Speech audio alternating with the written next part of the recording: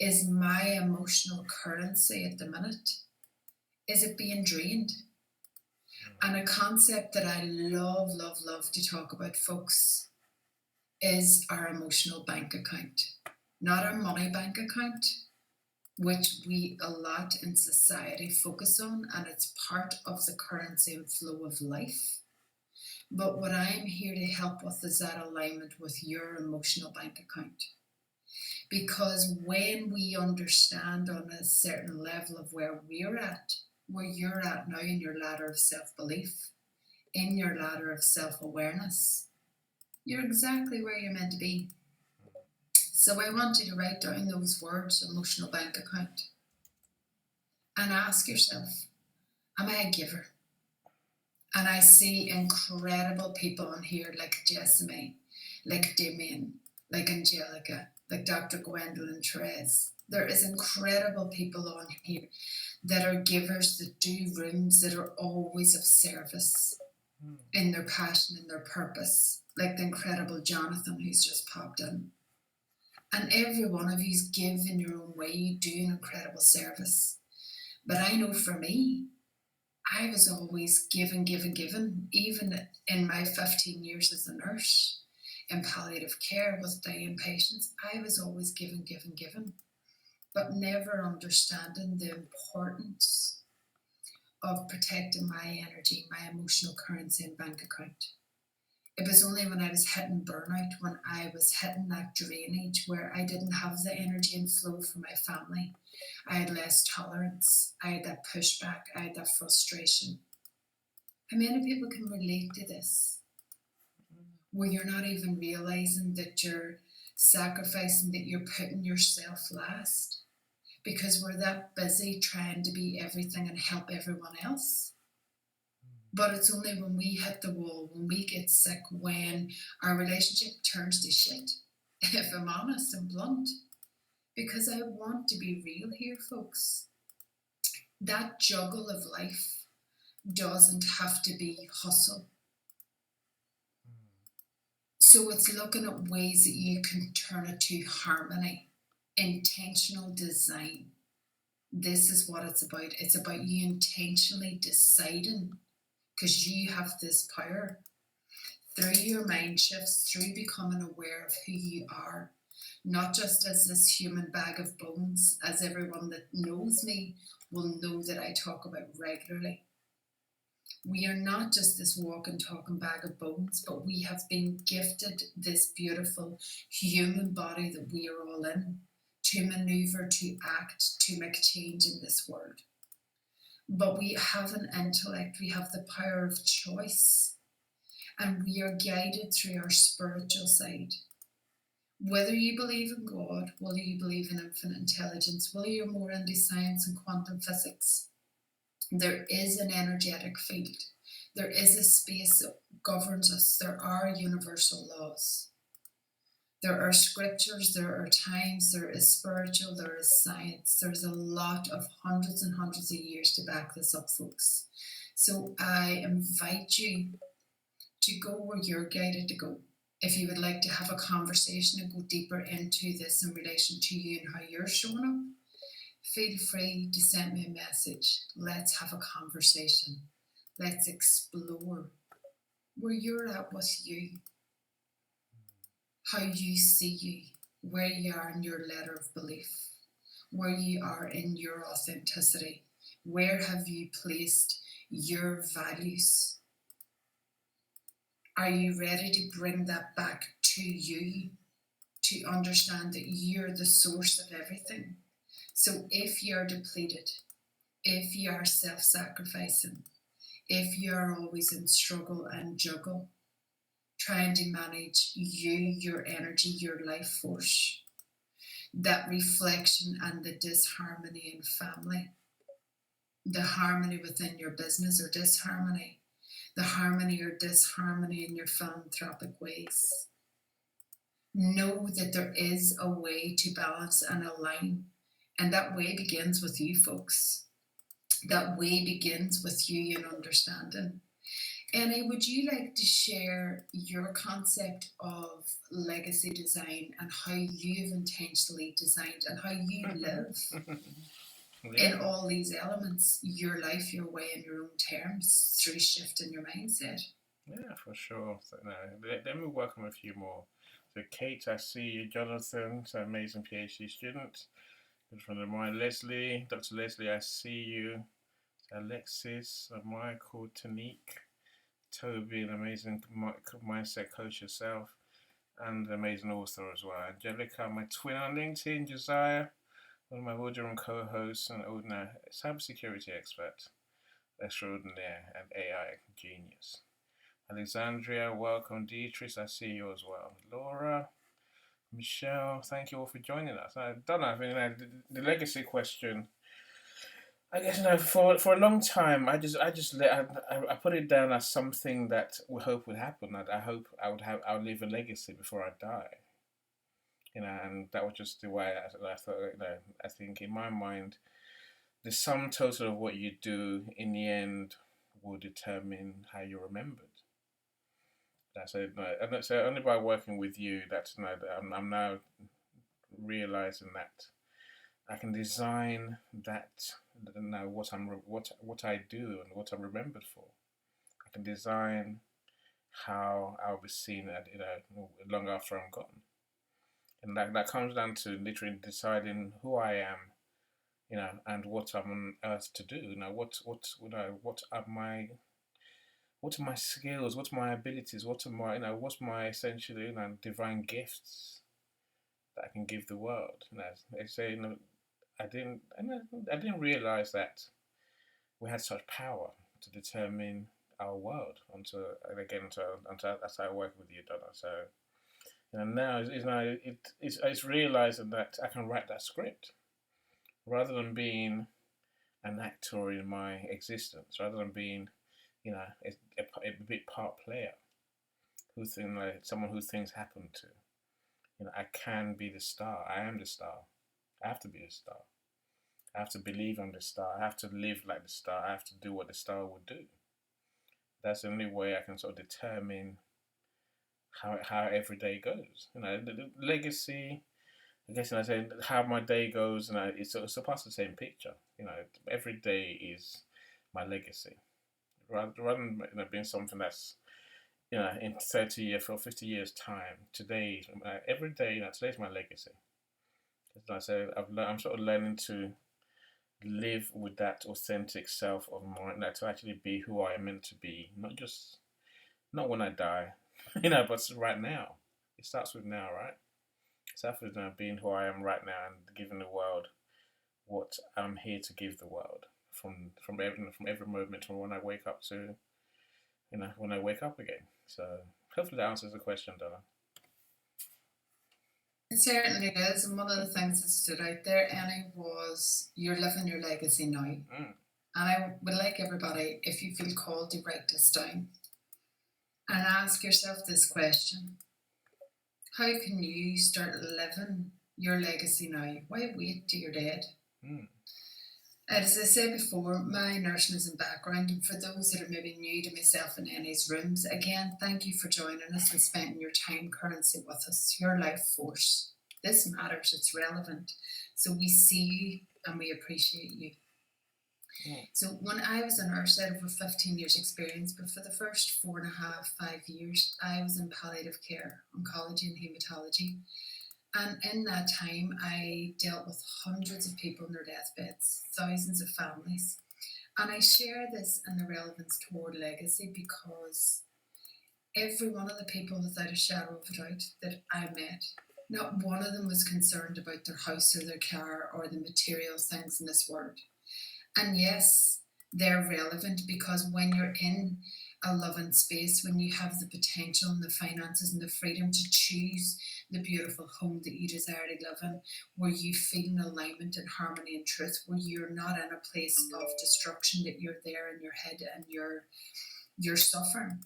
This matters. It impacts your energy. It impacts how you serve.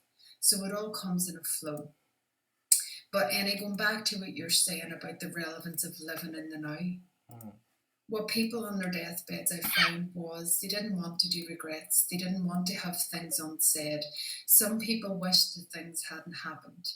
I met a lot of incredible people that were at peace, that were at ease. They were in that rest and state of contentment.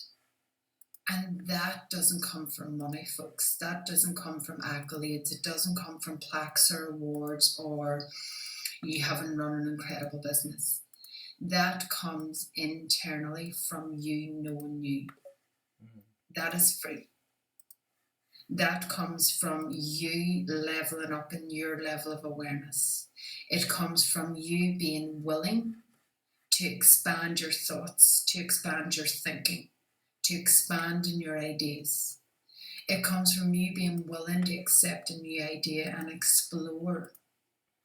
How can I look at my current world, my current results without judgment? How can you look at your current world from a neutral point of view? I want you to look, what is your relationship beginning with yourself? Because you are that ripple effect. You are that wave effect. So whatever you radiate out from your emotional currency, from your emotional frequency, which is your most dominant feeling, your emotions is your vibration, is your energy, and you're made up. They're all the one thing, but it is what the human side has created in language. Does that make sense? Yeah, perfect sense. We operate and vibrate on this constant frequency. We all do. The earth does, the things around us does. You feel somebody standing behind you. You sense it without having to use your senses of your eyes to actually be aware. Your spidey senses, your energy field, you know when someone is up close. You can usually sense if something is about to kick off. You can usually sense that excitement when you know something good is happening, it's on its way. You know when you connect with people on a deeper level, not through your senses or through a conversation. And I'll shout out the incredible Jessamy King. So we just connected on that incredible deeper level straight away because it's this knowing, it's this sense of spirit that you've met before, that you're there, not on a physical, but on a deeper, meaningful level. So I invite you to look at the relationship you currently hold with yourself. Where's your ladder of self-belief? Do you believe in yourself and what you're doing? Do you love yourself? Do you believe you're worth the lifestyle that you require? Do you believe that you're worth having the people, the relationships, the things around you that matter? Do you believe that you're worthwhile? Are you struggling with your self-worth, with your identity and concept of you? Would you like to elevate that to serve better? How do you want to view yourself and feel? Would you love to, if you had, this was your last day on earth, pass over to the other side in peace and contentment, in an ease, in a resting state, knowing that you feel fulfilled, that you've done what you're called to do here? Are you struggling? Are you struggling to manage those commitments that you've made, that you feel internally that you're here to do?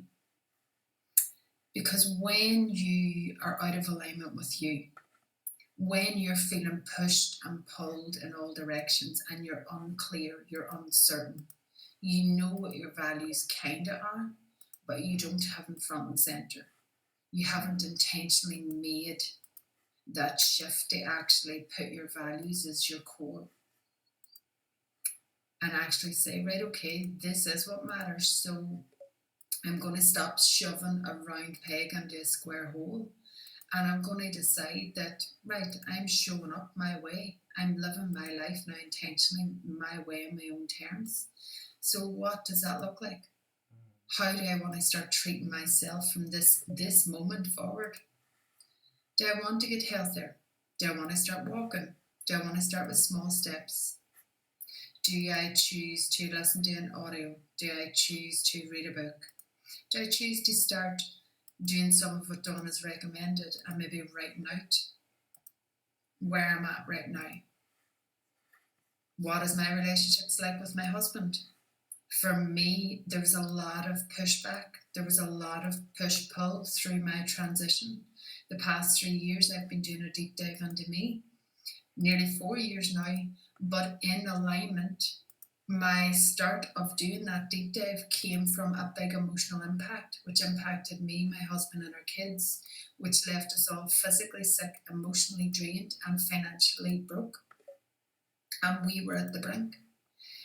And I've had a lot of feelings of push pull, of that philanthropic, of that desire to help others. It's why I started the Good Life approach. It's why I shifted from helping people physically and emotionally as a nurse to really going deeper into our soul, into why we're here, into why, as philanthropists, we do what we do.